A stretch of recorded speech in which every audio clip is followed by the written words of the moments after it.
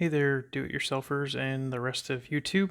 If you found my video, you may be doing the same search I did, trying to find a solution to figure out how to properly mount a Ring floodlight camera to a horizontal surface, like an Eaves, and have found that you can't get enough adjustment out of the camera ball and socket to get your motion detector set properly.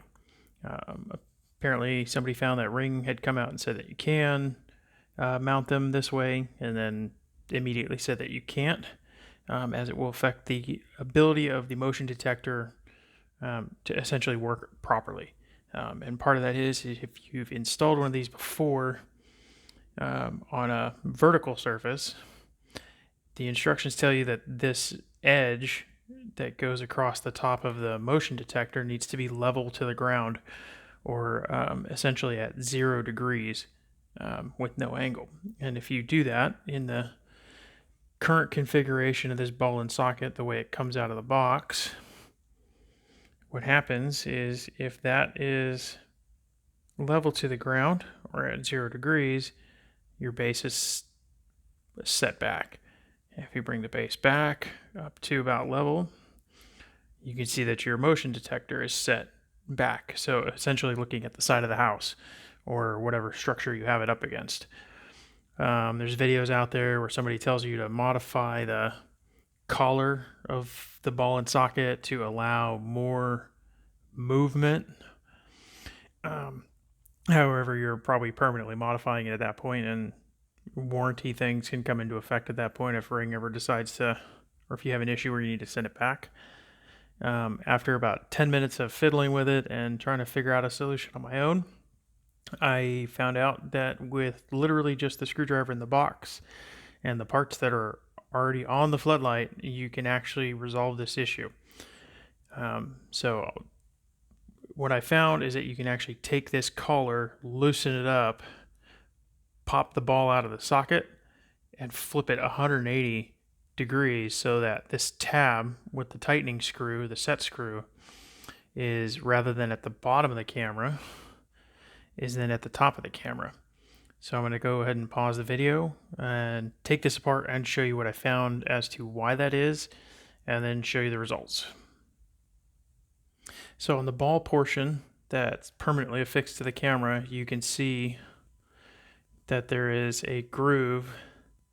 It's got some angle on it. I'm not sure why on the right side, but that groove is to help limit horizontal adjustment of the camera. But as you can see, the groove doesn't go all the way around, so it also limits vertical adjustment of the camera. I'll go ahead and turn the flash on and show you the inside of the collar, where you can see that ridge that acts as the stop in that groove. And in the factory configuration, that ridge is at the top of the camera here. So the easiest way to fix that is to simply loosen this lock nut just enough that you can turn.